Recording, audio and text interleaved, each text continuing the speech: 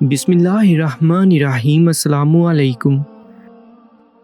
مومنوں کی ماں جناب رسول کریم صلی اللہ علیہ وآلہ وسلم کی زوجہ محترمہ حضرت عائشہ رضی اللہ تعالی عنہا پر جب منافقوں نے بہتان باندھے تو اللہ تعالیٰ نے ان کی شان میں سورہ نور نازل فرما دی۔ سیدہ عائشہ رضی اللہ تعالی عنہا بتلاتی ہیں کہ آپ صلی اللہ علیہ وآلہ وسلم کی عادت تھی کہ جب آپ سفر پر جاتے تو اپنی بیویوں کے نام کوڑا ڈالتے۔ کوڑا میں جس بیوی کے نام کوڑا نکلتا اسے آپ صلی اللہ علیہ وآلہ وسلم ساتھ لے جاتے۔ چنانچہ آپ صلی اللہ علیہ وآلہ وسلم نے ایک غزوہ بنی مستلق میں کوڑا ڈالا جو میرے نام نکلا، پس میں آپ صلی اللہ علیہ وآلہ وسلم کے ساتھ روانہ ہو گئی، اور یہ واقعہ حجاب کا حکم نازل ہونے کے بعد کا ہے۔ میں ایک ہودج میں سوار رہتی اور جب اترتی تو ہودج سمیت اتار لی جاتی۔ ہم اس طرح سفر کرتے رہے۔ جب آپ صلی اللہ علیہ وآلہ وسلم اس غزوہ سے فارغ ہوئے اور سفر سے لوٹے تو ہم لوگ مدینہ کے نزدیک آن پہنچے۔ ایک رات کوچ کا حکم ہوا۔ یہ حکم سن کر میں اٹھی اور پیدل چل کر لشکر سے پار نکل گئی۔ جب حاجت سے فارغ ہوئی تو لشکر کی طرف آنے لگی تو مجھے معلوم ہوا کہ زفار کی نگینوں کا ہار جو میرے گلے میں تھا ٹوٹ کر گر چکا ہے۔ میں اسے ڈھونڈنے لگی اور اسے ڈھونڈنے میں دیر لگ گئی۔ اتنے میں وہ لوگ میرا ہودج اٹھا کر اونٹ پر لادا کرتے تھے۔ انہوں نے ہودج اٹھایا اور میرے اونٹ پر لاد دیا۔ وہ یہ سمجھ رہے تھے کہ میں ہودج میں موجود ہوں، لیکن اس زمانہ میں عورتیں ہلکی پھلکی ہوتی تھیں اور گوشت اور باری بھرکم نہ ہوتی تھیں اور تھوڑا سا کھانا کھایا کرتی تھیں، لہٰذا ان لوگوں نے جب ہودج اٹھایا تو اس کے ہلکے پن کا کوئی خیال نہ آیا۔ علاوہ ازیں میں ان دنوں ایک کمسن لڑکی تھی۔ خیر وہ ہودج اونٹ پر لاد کر چل دیے۔ لشکر کے روانہ ہونے کے بعد میرا ہار جو اونٹ کے نیچے آ گیا تھا مجھے مل گیا۔ میں اسی ٹھکانے کی طرف چلی گئی جہاں رات کو اترے تھے۔ دیکھا تو وہاں نہ کوئی پکارنے والا تھا اور نہ جواب دینے والا، سب جا چکے تھے۔ میں نے ارادہ کیا کہ اپنے ٹھکانے پر چلی جاؤں، کیونکہ میرا خیال تھا کہ جب وہ لوگ مجھے نہ پائیں گے تو اسی جگہ تلاش کرنے آئیں گے۔ میں وہاں بیٹھی رہی۔ نیند نے غلبہ کیا اور میں سو گئی۔ لشکر کے پیچھے پیچھے گرے پڑے سامان کی خبر رکھنے کے لیے صفوان بن معطل سلمہ رضی اللہ تعالیٰ عنہ مقرر تھے۔ وہ پچھلی رات چلے اور صبح میرے ٹھکانے کے قریب پہنچے اور دور سے کسی انسان کو سوتے ہوئے دیکھا۔ پھر میرے قریب آئے تو مجھے پہچان لیا، کیونکہ حجاب کا حکم نازل ہونے سے پہلے انہوں نے مجھے دیکھا تھا۔ جب انہوں نے مجھے پہچان کر انا للہ و انا الیہ راجعون پڑھا تو میں بیدار ہو گئی اور اپنی چادر سے اپنا چہرہ ڈھانپ لیا۔ اللہ کی قسم انہوں نے نہ مجھ سے کوئی بات کی اور نہ میں نے انا للہ و انا الیہ راجعون کے سوا کوئی بات سنی۔ انہوں نے اپنی سواری بٹھائی اور اس کا پاؤں اپنے ہاتھ سے دبائے رکھا تو میں اس پر سوار ہو گئی۔ وہ پیدل چلتے رہے اور اونٹنی کو چلاتے رہے۔ پھر ہم لشکر سے اس وقت جا ملے جب وہ عین دوپہر کو گرمی کی شدت کی وجہ سے اترے ہوئے تھے، اور جن لوگوں کی قسمت میں تباہی لکھی تھی وہ تباہ ہوئے۔ اس تہمت کو سب سے زیادہ پھیلانے والا عبداللہ بن ابی ابن سلول رئیس المنافقین تھا۔ خیر ہم لوگ مدینہ پہنچے۔ وہاں پہنچ کر میں بیمار ہو گئی اور مہینہ بھر بیمار رہی۔ لوگ تہمت لگانے والوں کی باتوں کا چرچا کرتے رہے اور مجھے خبر تک نہ ہوئی۔ البتہ ایک دن سے مجھے وہم سا پیدا ہوا، وہ یہ تھی کہ آپ صلی اللہ علیہ وآلہ وسلم کی وہ مہربانی جو بیماری کی حالت میں مجھ پر ہوا کرتی تھی وہ اس بیماری میں نہیں پائی تھی۔ آپ تشریف لاتے، السلام علیکم کہتے، پھر یہ پوچھ کر اب طبیعت کیسی ہے چل دیتے۔ اس بات سے مجھے کچھ شک تو پڑتا مگر کسی بات کی خبر نہ تھی۔ بیماری سے کچھ افاقہ ہوا اور ابھی کمزور ہی تھی کہ مناسا کی طرف گئی۔ مستہ کی ماں سلمہ میرے ساتھ تھی۔ ہم لوگ ہر رات کو وہاں رفع حاجت کے لیے جایا کرتے تھے۔ یہ اس وقت کی بات ہے جب اپنے گھروں کے نزدیک ہم بیت الخلاء نہیں بناتے تھے، بلکہ اگلے زمانہ کے عربوں کی طرح رفع حاجت کے لیے جنگل میں جایا کرتے، کیونکہ گھروں کے نزدیک بیت الخلاء بنانے سے بدبو ہمیں تکلیف دیتی۔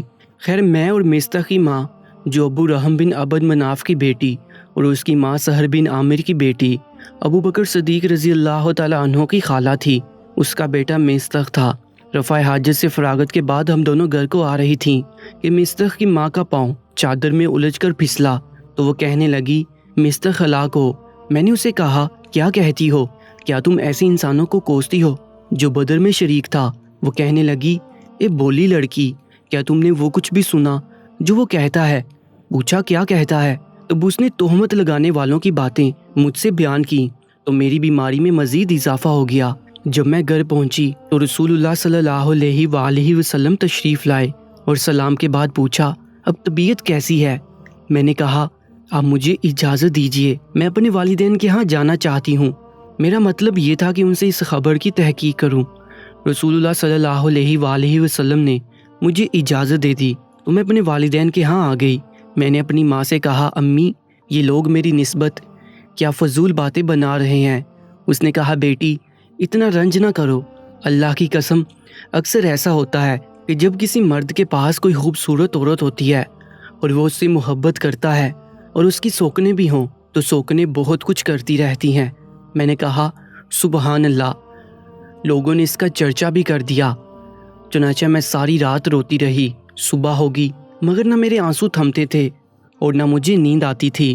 رسول اللہ صلی اللہ علیہ وآلہ وسلم نے حضرت علی رضی اللہ تعالیٰ عنہ اور اسامہ بن زید رضی اللہ تعالیٰ عنہ کو بلایا کیونکہ وہی اترنے میں دیر ہو رہی تھی اور آپ صلی اللہ علیہ وآلہ وسلم اس سلسلہ میں ان سے مشورہ چاہتے تھے۔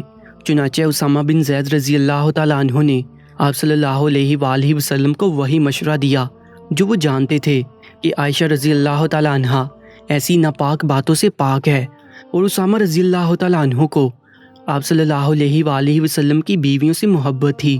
انہوں نے صاف کہہ دیا کہ عائشہ رضی اللہ تعالیٰ عنہ پاک دامن اور بے قصور ہیں، اور سیدنا علی بن ابی طالب رضی اللہ تعالیٰ عنہ نے کہا یا رسول اللہ، اللہ تعالیٰ آپ صلی اللہ علیہ وآلہ وسلم پر تنگی نہیں کرے گا۔ عائشہ رضی اللہ تعالیٰ عنہ کے علاوہ اور بھی بہت عورتیں ہیں، اگر آپ صلی اللہ علیہ وآلہ وسلم بریرہ رضی اللہ تعالیٰ عنہ سے پوچھیں تو وہ آپ کو ٹھیک ٹھیک بتا دیں گی۔ چنانچہ آپ صلی اللہ علیہ وآلہ وسلم نے بریرہ رضی اللہ تعالیٰ عنہ کو بلایا اور اس سے پوچھا کیا تم نے کوئی ایسی بات بھی دیکھی ہے کہ عائشہ رضی اللہ تعالیٰ عنہ کے متعلق تمہیں کچھ شک ہو؟ بریرہ رضی اللہ تعالیٰ عنہ کہنے لگی اس کی قسم جس نے آپ کو حق کے ساتھ بھیجا، میں نے ایسی کوئی بات نہیں دیکھی۔ ہاں میں اس میں ایک بات دیکھتی ہوں اور اس سے چشم پوشی کر جاتی ہوں، اور وہ یہ کہ وہ ابھی کمسن بچی ہے، آٹا گندا پڑا چھوڑ کر سو جاتی ہے اور بکری آ کر آٹا کھا جاتی ہے۔ میرا وہ دن بھی رونے دھونے میں گزرا اور میں مسلسل 2 دن سے رو رہی تھی، نہ میرے آنسو تھمتے اور نہ نیند آتی۔ میرے والدین سمجھے کہ رو رو کے میرا کلیجہ پھٹ جائے گا۔ پھر ایسا ہوا کہ میرے والدین پاس بیٹھے تھے اور میں رو رہی تھی کہ ایک انصاری عورت نے اندر آنے کی اجازت مانگی۔ میں نے اجازت دی تو وہ بھی میرے ساتھ رونے لگی۔ اسی حالت میں آپ صلی اللہ علیہ وآلہ وسلم تشریف لائے، سلام کیا، پھر بیٹھ گئے۔ اس سے پہلے جب سے مجھ پر تہمت لگی تھی آپ میرے پاس نہیں بیٹھے تھے۔ 1 مہینہ آپ انتظار کرتے رہے مگر وہی نہ آئی۔ آپ صلی اللہ علیہ وآلہ وسلم نے بیٹھ کر تشہد پڑھا، پھر فرمایا عائشہ رضی اللہ تعالیٰ عنہ مجھے تیری نسبت ایسی خبر آئی ہے، اگر پاک ہے تو اللہ تیری برات فرمائے گا، اور اگر واقعی تجھ سے قصور ہو گیا ہے تو اللہ سے اپنے قصور کی معافی چاہ اور توبہ کر، کیونکہ جو بندہ گناہ کا اقرار کرتا ہے پھر اللہ کے حضور توبہ کرتا ہے تو اللہ اس کے گناہ بخش دیتا ہے۔ جب آپ یہ گفتگو کر چکے تو یک بارگی میرے آنسو تھم گئے، یہاں تک کہ ایک قطرہ بھی میری آنکھوں میں نہ رہا۔ میں نے اپنے والد سے کہا وہ آپ رسول اللہ صلی اللہ علیہ وآلہ وسلم کو جواب دیں۔ وہ کہنے لگے اللہ کی قسم میں نہیں جانتا کہ کیا جواب دوں۔ پھر میں نے اپنی والدہ ام ایمان سے کہا کہ تم جواب دو۔ انہوں نے بھی کہا میں نہیں جانتی کہ کیا جواب دوں۔ آخر میں خود ہی جواب دینے لگی۔ میں ایک کمزور لڑکی تھی، قرآن مجھے زیادہ یاد نہ تھا۔ میں نے کہا اللہ کی قسم میں جانتی ہوں کہ یہ بات جو آپ لوگوں نے سنی ہے آپ کے دل میں جم گئی ہے، اور اگر میں گناہ کا انکار کروں اور اللہ جانتا ہے کہ میں نے گناہ نہیں کیا تو آپ لوگ مجھے سچ نہیں سمجھیں گے، اور اگر میں گناہ کا اقرار کر لوں اور اللہ جانتا ہے کہ میں اس سے پاک ہوں تو آپ لوگ مجھے سچا سمجھیں گے۔ اللہ کی قسم میں اپنی اور تمہاری مثال ایسی ہی سمجھتی ہوں جیسے سیدنا یوسف علیہ السلام کے والد کی تھی۔ انہوں نے جو کچھ کہا تھا میں بھی وہی کچھ کہتی ہوں کہ اب صبر کرنا ہی بہتر ہے، اور تمہاری باتوں پر اللہ میری مدد کرنے والا ہے۔ یہ کہہ کر میں نے کروٹ بدلی۔ مجھے یہ یقین تھا کہ چونکہ میں پاک ہوں لہٰذا اللہ تعالیٰ ضرور میری برات کر دے گا، مگر اللہ کی قسم مجھے یہ خیال تک نہ تھا کہ اللہ تعالیٰ میرے بارے میں ایسی آیات نازل کرے گا جو ہمیشہ پڑھی جائیں گی۔ میں اپنی شان اس سے بہت کمتر سمجھتی تھی۔ ہاں مجھے یہ امید ضرور تھی کہ رسول اللہ صلی اللہ علیہ وآلہ وسلم کوئی خواب دیکھیں گے جس سے آپ پر میری برائت واضح ہو جائے گی، پھر اللہ کی قسم اب بھی اللہ کے رسول صلی اللہ علیہ وآلہ وسلم وہاں سے ہلے بھی نہ تھے اور نہ کوئی دوسرا آدمی ہی وہاں سے باہر گیا تھا کہ آپ پر وہی نازل ہونا شروع ہو گئی۔ معمول کے موافق آپ پر سختی ہونے لگی اور پسینہ موتیوں کی طرح آپ کے بدن سے ٹپکنے لگا۔ حالانکہ وہ دن سردی کا دن تھا مگر وہی اترنے میں ایسی ہی سختی ہوتی تھی۔ جب وہی ختم ہوئی تو آپ صلی اللہ علیہ وآلہ وسلم خوش تھے اور ہنس رہے تھے۔ پھر پہلی بات آپ صلی اللہ علیہ وآلہ وسلم نے یہی کی، عائشہ اللہ تعالیٰ نے تمہاری برائت فرما دی۔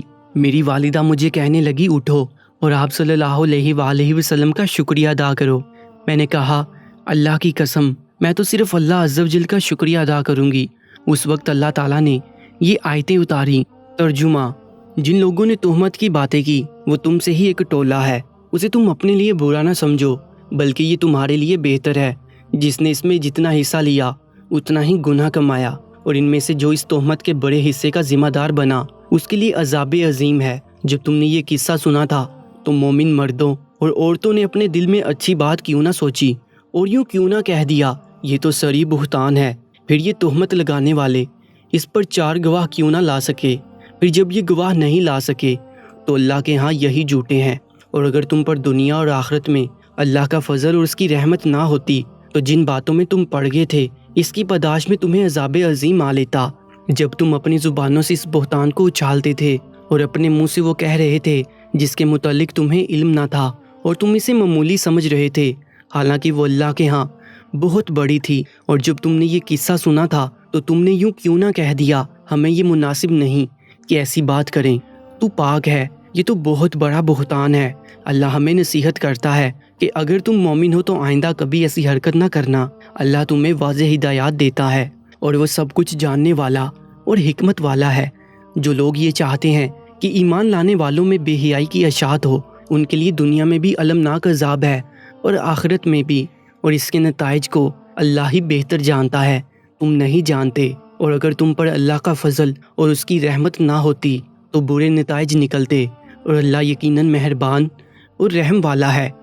جب یہ آیات اتری تو ابو بکر رضی اللہ تعالیٰ عنہ جو محتاجی اور رشتہ کی وجہ سے مستہ کی مدد کیا کرتے تھے، انہوں نے کہا اللہ کی قسم آئندہ میں مستہ کو کچھ نہیں دیا کروں گا، کیونکہ اس نے عائشہ رضی اللہ تعالیٰ عنہ کے متعلق ایسی باتیں کی۔ تب اللہ تعالیٰ نے یہ آیت نازل فرمائی، اور تم میں سے اسودہ حال لوگوں کو یہ قسم نہیں کھانا چاہیے کہ وہ قرابت داروں، مسکینوں اور اللہ کی راہ میں ہجرت کرنے والوں کو کچھ صدقہ وغیرہ نہیں دیں گے۔ انہیں چاہیے کہ معاف کر دیں اور درگزر کریں۔ کیا تم پسند نہیں کرتے کہ اللہ تمہیں معاف کر دے؟ اور اللہ بخشنے والا اور رحم کرنے والا ہے۔ یہ آیات سن کر ابو بکر رضی اللہ تعالیٰ عنہ کہنے لگے اللہ کی قسم مجھے یہ پسند ہے کہ اللہ مجھے بخش دے۔ پھر مستہ سے پہلے سا سلوک کرنے لگے اور کہا اللہ کی قسم جب تک مستہ زندہ رہا میں یہ معمول بند نہ کروں گا۔ سیدہ عائشہ رضی اللہ تعالیٰ عنہ کہتی ہیں اس تہمت کے زمانہ میں آپ صلی اللہ علیہ وآلہ وسلم زینب بنت حجش ام المومنین سے میرا حال پوچھتے، تم عائشہ کو کیسی سمجھتی ہو اور تم نے کیا دیکھا ہے؟ تو انہوں نے کہا یا رسول اللہ میں اپنے کان اور آنکھ کی خوب احتیاط رکھتی ہوں، میں تو عائشہ رضی اللہ تعالیٰ عنہ کو اچھا سمجھتی ہوں۔ آپ صلی اللہ علیہ وآلہ وسلم کی بیویوں میں سے زینب بھی میرے برابر کی تھیں، بڑھ چڑھ کر رہنا چاہتی تھیں۔ اللہ نے ان کی پرہیزگاری کی وجہ سے انہیں بچا لیا، اور ان کی بہن حمنہ بنت حجش اپنی بہن سے اس بارے میں جھگڑنے لگی تو جیسے دوسرے تہمت لگانے والے تباہ ہوئے وہ بھی ہوئی۔ دوستو اس واقعہ سے جو بڑا سبق ملتا ہے وہ یہ ہے کہ ایک پاک دامن عورت کی عزت کا اللہ کے ہاں کیا بلند مقام ہے کہ اللہ کریم نے حضرت عائشہ رضی اللہ تعالیٰ عنہ کی شان میں سورہ نور نازل فرما دی۔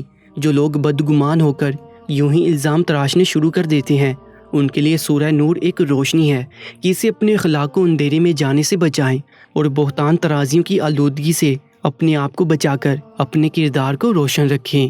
ذرا غور تو کیجئے، حضرت حسان رضی اللہ تعالیٰ عنہ جو اللہ کے رسول صلی اللہ علیہ وآلہ وسلم کی تعریف میں اشعار پڑھتے تھے، کافروں اور منافقوں کی بکواسات کے جوابات دیتے تھے، اور اللہ کے رسول صلی اللہ علیہ وآلہ وسلم کے فرمان کے مطابق حضرت حسان رضی اللہ تعالیٰ عنہ جب شعر کہتے تھے تو انہیں روح القدس یعنی جبرائیل امین کی تائید حاصل ہوتی تھی۔ اتنا بڑا مقام ہونے کے باوجود جب وہ منافقین کے پروپیگنڈا کے بہاؤ میں بہہ گئے اور الزام لگانے والوں میں شامل ہو گئے تو بے شک وہ سورہ نور کے نزول کے بعد تائب ہو گئے۔ مگر اس کے باوجود ان کے بارے میں حضرت عائشہ رضی اللہ تعالیٰ عنہ کے ریمارکس کیا تھے؟ صحیح بخاری، حضرت مسروق رضی اللہ تعالیٰ عنہ کہتی ہیں، میں حضرت عائشہ رضی اللہ تعالیٰ عنہ کے پاس تھا کہ حضرت حسان بن ثابت رضی اللہ تعالیٰ عنہ آئے۔ حضرت عائشہ رضی اللہ تعالیٰ عنہ نے انہیں عزت کے ساتھ بٹھایا، حکم دیا کہ ان کے لیے گدی بچھا دو۔ جب وہ واپس چلے گئے تو میں نے ام المومنین سے کہا کہ آپ انہیں اپنے ہاں آنے کی اجازت کیوں دیتی ہیں؟ ان کے آنے کا کیا فائدہ؟ کیونکہ اللہ تعالیٰ نے تو سورہ نور میں فرما دیا کہ ان میں سے جو شخص تہمت کے بڑے حصے کا ذمہ دار بنا اس کے لیے عذاب عظیم ہے۔ تو ام المومنین نے فرمایا، اندھا ہونے سے بڑا عذاب اور کیا ہوگا؟ حضرت حسان آخری عمر میں نابینا ہو گئے تھے، لہٰذا ام المومنین نے فرمایا شاید یہی عذاب عظیم ہو، لہٰذا اسے ثابت یہی ہوتا ہے حضرت حسان رضی اللہ تعالیٰ عنہ بے شک جنتی ہیں، لیکن امیر المومنین رضی اللہ تعالیٰ عنہ پر تہمت کا جو بڑا حصہ دار بنا وہ تو بے شک عبداللہ بن ابی منافق تھا۔ لیکن حضرت حسان رضی اللہ تعالیٰ عنہ ان کا بھی یہ حال تھا کہ آخری عمر میں نابینا ہو گئے، لہٰذا اس سے ثابت یہی ہوتا ہے کہ پاک دامن مومن عورت پر الزام تراشی اللہ کو کس قدر ناپسند ہے۔ الغرض اللہ تعالیٰ نے صدیقہ کائنات رضی اللہ تعالیٰ عنہ کی عزت کی حفاظت کی گواہی عرش سے نازل فرما کر قیامت تک کے لیے یہ سبق دیا کہ مومن عورت کی عزت اللہ کے ہاں بہت اونچا مقام رکھتی ہے۔ پیارے دوستو، ایسی ہی ایمان فروز ویڈیوز کے لیے Urdu story time YouTube channel کو سبسکرائب کر لیجیے گا۔ اپنا بہت زیادہ خیال رکھیں۔ اللہ نگہبان۔